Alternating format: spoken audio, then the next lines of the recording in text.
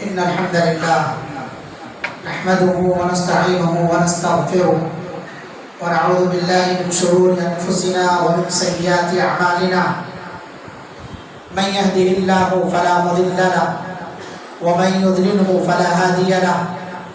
وأشهد أن لا إله إلا الله وحده لا شريك له وأشهد أن محمدا عبده ورسوله يا أيها الذين آمنوا اتقوا الله حق تقاته ولا تموتن إلا وأنتم مسلمون يا أيها الناس اتقوا ربكم الذي خلقكم من نفس واحدة وخلق منها زوجها وبث منهما رجالا كثيرا ونساء واتقوا الله الذي تساءلون به والأرحام إن الله كان عليكم رقيبا يا أيها الذين آمنوا اتقوا الله وقولوا قولا سديدا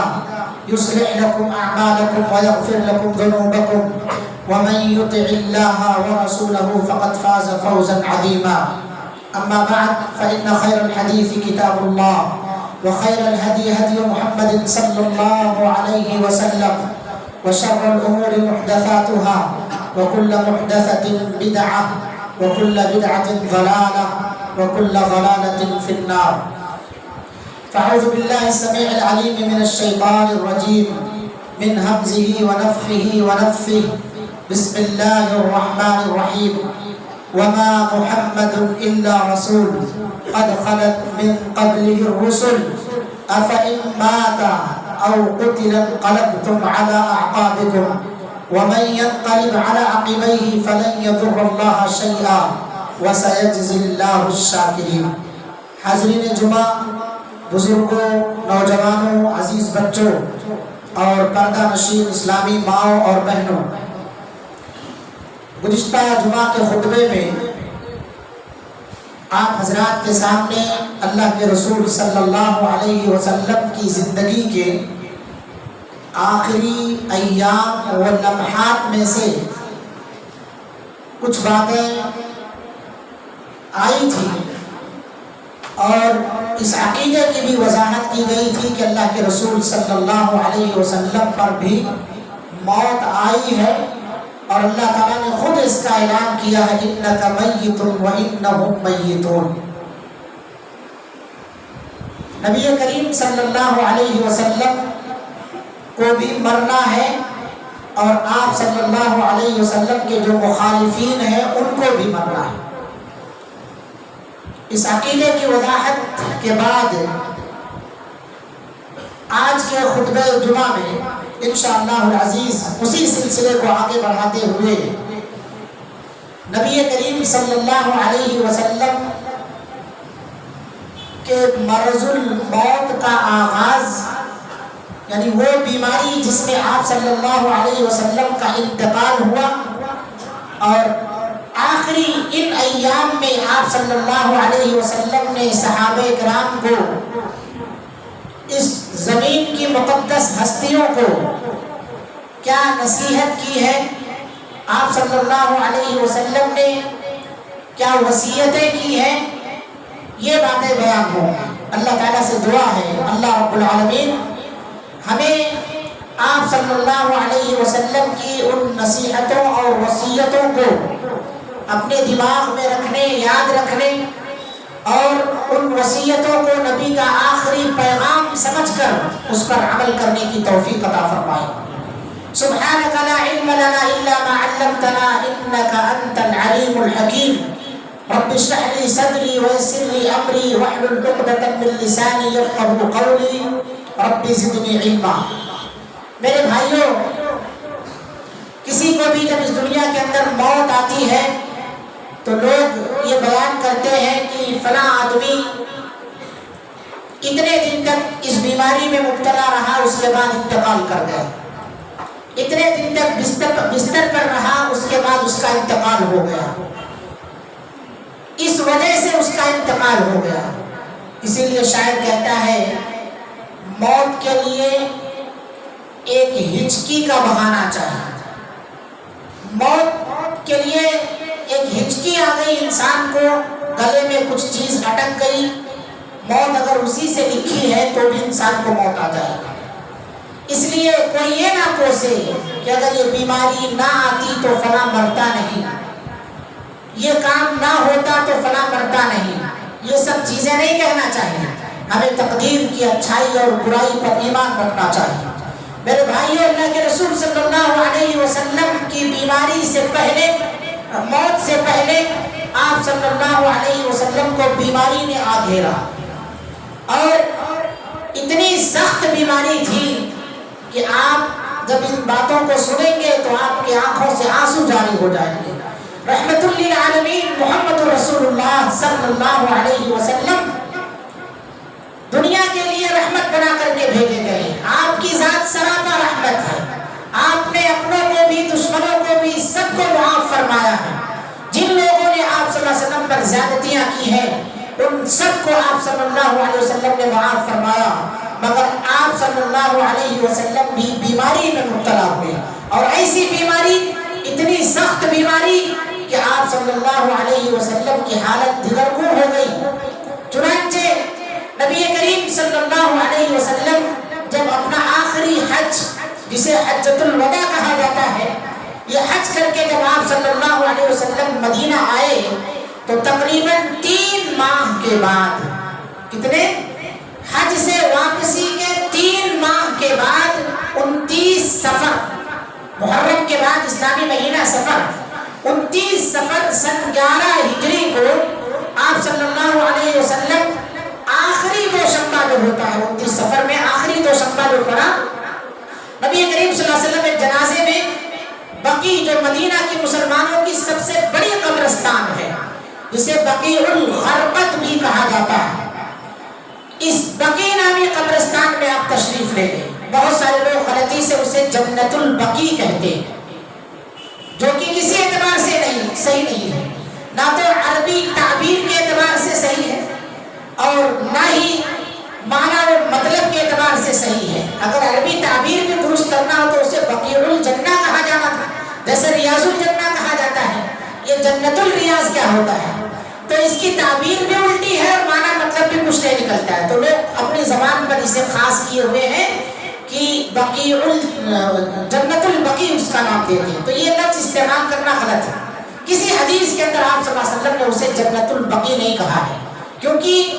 جو ترکیب ہے اس کی، وہ ترکیب ہی الٹی ہے، اور پھر وہ قبرستان جنت نہیں ہو سکتا ہے. قبرستان جنت نہیں ہو سکتا ہے کیونکہ قبر کے اندر عذاب ہوتا ہے. قبرستان کو جنت نہیں کہا جا سکتا ہے. اللہ کے رسول صلی اللہ علیہ وسلم نے قبر کی زیارت کرنے کا حکم دیا ہے. آپ صلی اللہ علیہ وسلم نے مسلمانوں سے کہا قبروں کی زیارت کیا کرو تاکہ وہ تمہیں تمہاری موت یاد دلائے، تاکہ تم آخرت کی فکر میں لگ جاؤ. دل تمہارے جو مردہ ہو گئے ہیں، قبرستان کی زیارت کرو تاکہ تمہارے دلوں کے اندر زندگی آ جائے، تم نیکیوں کی طرف آ جاؤ. تو اسے جو جنت البقیع کہا جاتا ہے یہ درست نہیں ہے. بقیع یا بقیع الغرقد کہیے آپ. تو مسلمانوں کی سب سے بڑی قبرستان ہے، تب بھی تھی اور اب بھی ہے مدینہ منورہ کے اندر. آپ صلی اللہ علیہ وسلم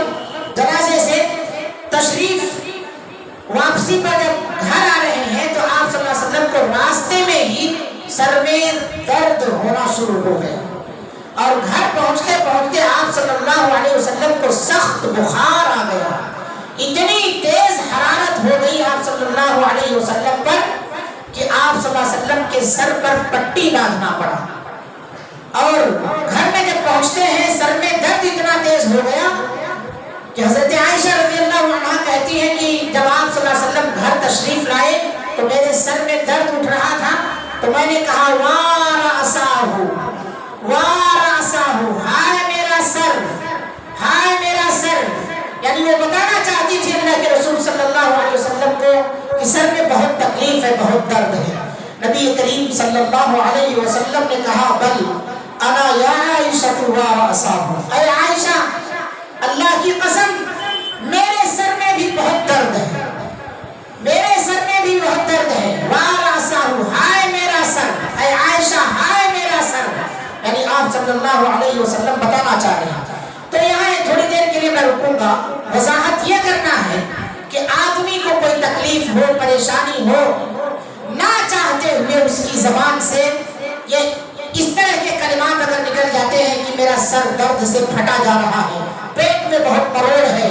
میرا پیر بہت درد کر رہا ہے، تو کیا اس طرح کی بات زبان سے نکلنے پر اسے عقیدے کے خلاف شمار کیا جائے گا؟ اگر کیا جائے گا تو اللہ کے رسول صلی اللہ علیہ وسلم نے کیوں استعمال کیا ہے؟ کیوں استعمال کیا ہے؟ تو میرے بھائیوں، اس طرح کے الفاظ عقیدے کے خلاف نہیں، کیونکہ آپ شکوہ شکایت نہیں کر رہے ہیں، یہاں اطلاع دینا مقصد تھا، اور مارے وجع اور درد کے حضرت عائشہ رضی اللہ عنہا اس بات کو اللہ کے رسول صلی اللہ علیہ وسلم سے بیان کر رہے ہیں، اور اللہ کے رسول اپنی بیوی سے درد اور تکلیف جب ہوتی ہے تو پتہ یہ چلا کہ میاں بیوی سے، بیوی شوہر سے اپنے اس درد کو بیان کر سکتی ہے، تاکہ پیار محبت میں یہ ایک دوسرے کے سر پر ہاتھ پھیریں، مالش کر دیں، مساج کر دیں، دعائیں وغیرہ پڑھ دیں، اور ایسے موقع پر میاں اور بیوی درد اور تکلیف کے موقع پر بہت محبت میں ہو جاتے ہیں اور بہت زیادہ محبت ابھر جاتی ہے دونوں کے درمیان۔ تو کہنے کا مقصد یہ ہے کہ جملہ عقیدے کے خلاف نہیں، وَا رَأْسَهُ کہنا، ہائے میرا سر، یعنی درد کے مارے پھٹا جا رہا ہے، ہاں گریبان چاک کرنا، سر پیٹنا، بال نوچنا، یہ ساری حرکتیں نوحہ اور ماتم میں آتی ہیں، اس سے اجتناب کرنا چاہیے، اس سے اجتناب کرنا چاہیے۔ تو اللہ کے رسول صلی اللہ علیہ وسلم نے حضرت عائشہ رضی اللہ عنہا سے کہا بلوعنا یا عائشہ ورأساہ، حضرت عائشہ رضی اللہ عنہا آگے حدیث میں ہے، بیان کرتی ہے کہ یہی سے اللہ کے رسول صلی اللہ علیہ وسلم کی مرض کا آغاز ہوا، یہی سے آپ صلی اللہ علیہ وسلم کی بیماری کی ابتدا ہو گئی۔ نبی کریم صلی اللہ علیہ وسلم کی زندگی کے اندر جو یہ مرض تھا تقریباً 13 یا 14 دن تک تھا، مرض الموت میں جو آپ مبتلا رہے یہ کل 13 یا 14 دن کی مدت تھی۔ آپ صلی اللہ علیہ وسلم مرض کے جو آغاز کے دن تھے، شروعات کے دن تھے، ان دنوں میں طبیعت کی خرابی کے باوجود اور روز بروز آپ صلی اللہ علیہ وسلم کی طبیعت بوجھل ہوتی جا رہی ہے، مرض بڑھتا جا رہا ہے، شدت اختیار کرتا جا رہا ہے، مرض سخت ہوتا جا رہا ہے روز بروز، آپ صلی اللہ علیہ وسلم اس کے باوجود بھی ازراہ عدل باری باری اپنی بیویوں کے یہاں جاتے رہے، باری باری، حق حقوق کا کتنا خیال ہے میرے بھائی، باری باری آپ صلی اللہ علیہ وسلم اپنی بیویوں کے یہاں جاتے رہے، عدل کے لیے، کہیں اللہ تعالیٰ پکڑ نہ لے، انصاف کے لیے، جس کا جو حق ہے لاغری ہو گئی ہے، کمزوری آ گئی ہے جسم کے اندر، اور جہاں بھی جا رہے ہیں جس بیوی کے پاس آپ صلی اللہ علیہ وسلم وہاں پوچھ رہے ہیں اینا انا غدن، اینا انا غدن، میں کل کہاں رہوں گا، میں کل کہاں رہوں گا۔ آپ صلی اللہ علیہ وسلم حضرت میمونہ رضی اللہ عنہا کے گھر تھے، میمونہ رضی اللہ عنہا کے گھر آپ صلی اللہ علیہ وسلم نے پوچھا اینا انا غدن، تو یہ بار بار سب کے یہاں جو الفاظ آپ صلی اللہ علیہ وسلم کے استعمال ہو رہے تھے، بیویوں نے آپ صلی اللہ علیہ وسلم کے پوچھنے کا مقصد پہچان لیا، ازواج مطہرات نے آپ صلی اللہ علیہ وسلم کے پوچھنے کے مقصد کو جان لیا کہ آپ یہ چاہتے ہیں کہ عائشہ رضی اللہ عنہا کے یہاں باری کب آئے گی۔ چنانچہ آپ صلی اللہ علیہ وسلم کو تمام بیویوں نے کہہ دیا، ایسے موقع پر سوکناپن ظاہر نہیں کیا،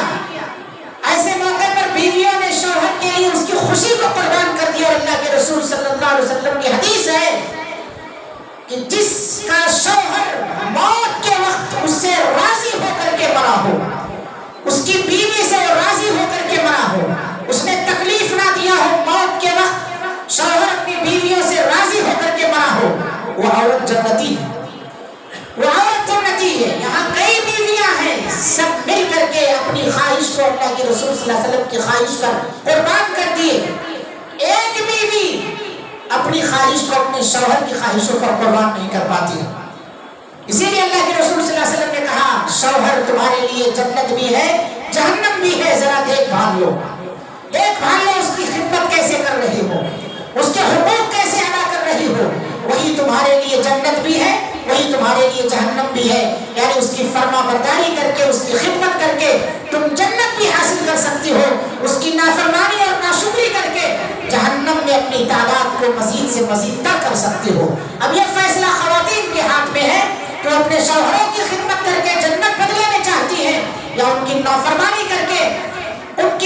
ان کو صدا کر کے تکلیف دے کر کے جہنم موڑ لینا چاہتی ہے۔ یہ ماؤں بہنوں کے ہاتھ میں ہے۔ اللہ رب العالمین نے دماغ دیا ہے، عقل دیا ہے۔ اِنَّا هَدَيْنَاهُ السَّبِيلَ إِمَّا شَاكِرًا وَإِمَّا كَفُورًا، چاہے شکر گزاری اختیار کر کے جنت مول لے لو یا ناشکری کر کے، کفران نعمت کر کے، شوہر کی نافرمانی کر کے جہنم کو مول لے لو۔ بیویوں نے اللہ کے رسول صلی اللہ علیہ وسلم کو اجازت دے دی۔ اگلا دن جو تھا وہ حضرت عائشہ رضی اللہ عنہا کا دن تھا، یعنی باری حضرت عائشہ رضی اللہ عنہا کے ہاتھ ہے۔ مگر آپ صلی اللہ علیہ وسلم کی طبیعت، آپ صلی اللہ علیہ وسلم کی حالت ضعیف سے ضعیف تر ہوتی جا رہی تھی، کمزور سے کمزور تر ہوتی جا رہی تھی۔ اتنی کمزوری آ گئی کہ آپ صلی اللہ علیہ وسلم کو اپنے پیروں پر چلا نہیں جا رہا تھا، چلا نہیں جا رہا تھا آپ صلی اللہ علیہ وسلم کو۔ چنانچہ حضرت علی رضی اللہ عنہ اور فضل بن عباس جو حضرت عبداللہ ابن عباس رضی اللہ عنہ کے بھائی ہیں اور آپ صلی اللہ علیہ وسلم کے یہ دونوں چچیرے بھائی ہیں، علی رضی اللہ عنہ ابو طالب کے بیٹے اور فضل عباس رضی اللہ عنہ کے بیٹے، ان دونوں چچیرے بھائیوں نے، علی کا دوسرا رشتہ رضی اللہ عنہ داماد بھی، ان دونوں نے آپ صلی اللہ علیہ وسلم کو سہارا دیا اور آپ صلی اللہ علیہ وسلم ان کے درمیان ٹیک لگا کر کے چل رہے ہیں حضرت عائشہ رضی اللہ عنہا کے گھر۔ سر پر پٹی بندھی ہوئی ہے، پیر زمین پر گھسٹ رہا ہے۔ رحمت للعالمین صلی اللہ علیہ وسلم مائی عائشہ کے گھر تشریف لے جا رہے ہیں۔ چنانچہ بیماری کے اس عالم میں آپ صلی اللہ علیہ وسلم مائی عائشہ کے گھر منتقل ہو جاتے ہیں اور اپنی بیماری کا آخری ہفتہ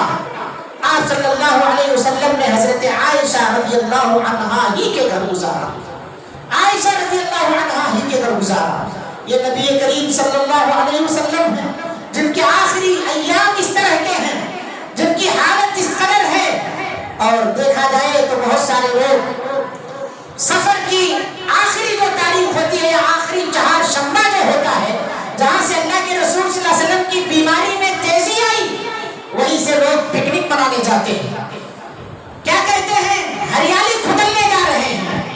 ہری گھاس کچلنے جا رہے ہیں، سیر و تفریح اور پکنک کو جا رہے ہیں۔ ٹاٹا اے سی میں بھر کر کے، کھانا پکا کر کے، ڈیگچا لے کر کے، لوگوں کے یہاں پکوان پکا کر کے، بچوں اور خاندان والوں کو لے کر کے پکنک منانے جا رہے ہیں۔ محمد رسول اللہ صلی اللہ علیہ وسلم کا مرض یہیں سے بڑھا اور شدت یہی اختیار کی، اور لوگ کہہ رہے ہیں کہ یہاں سے آپ صلی اللہ علیہ وسلم نعوذ باللہ صحت یاب ہوئی۔ اس صحت یابی کی خوشی میں ہم ہریالی کھدلنے جاتے ہیں، اس صحت یابی کی خوشی میں ہم گھاس پر چلنے جا رہے ہیں، پکنک منانے جا رہے ہیں، جبکہ آپ صلی اللہ علیہ وسلم کے مرض کا آغاز، یا سمجھیے مرض کے اندر شدت یہاں سے آ گئی ہے، اور ایک طرف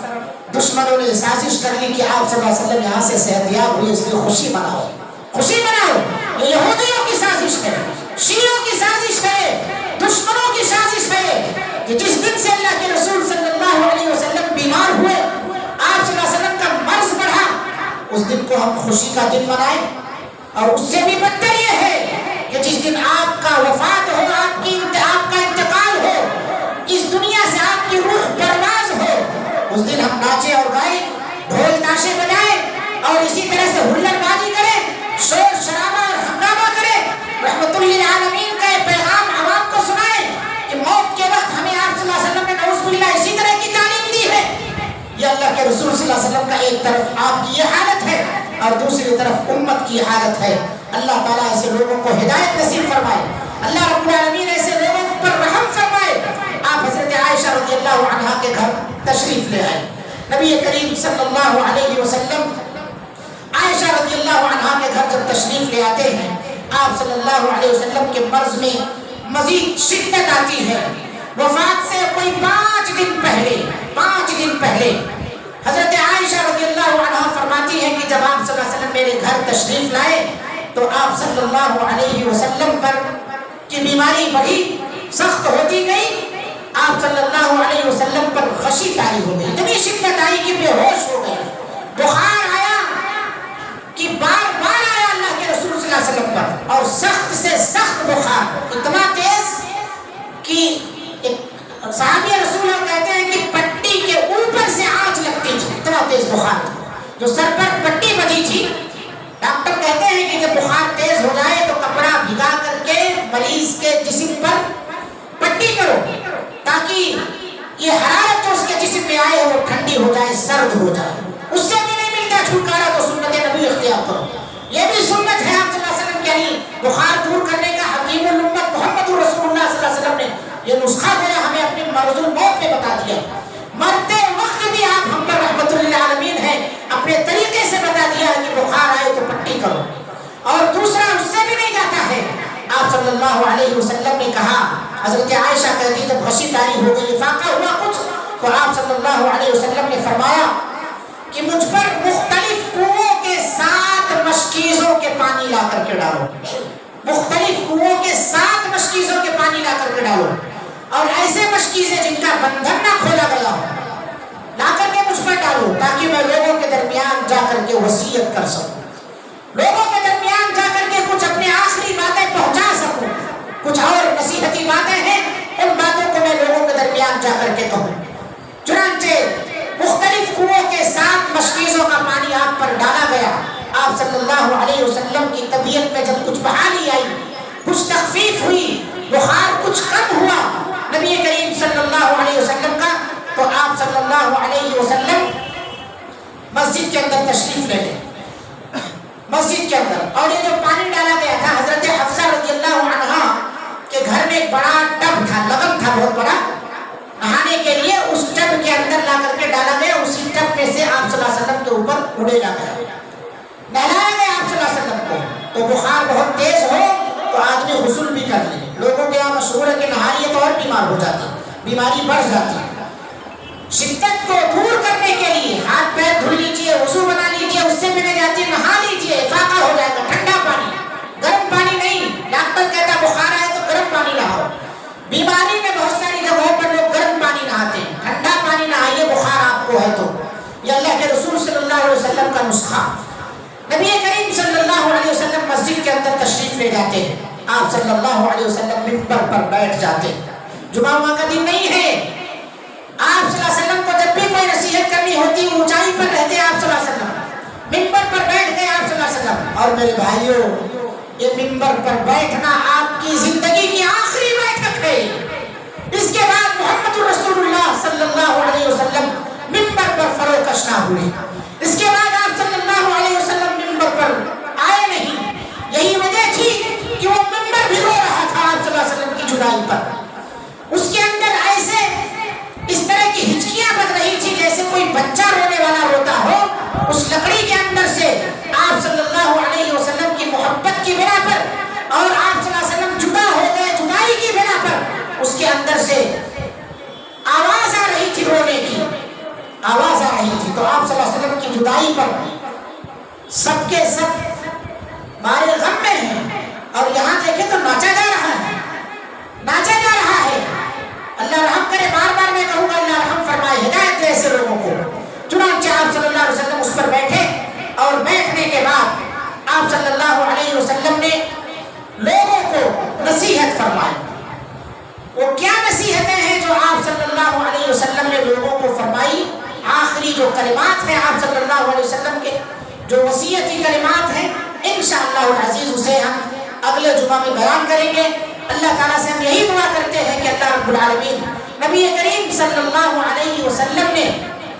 جو بھی ہمارے لیے محنت کی ہے، مشقت کی ہے، اللہ رب العالمین ان کی خدمات کو قبول فرما لے۔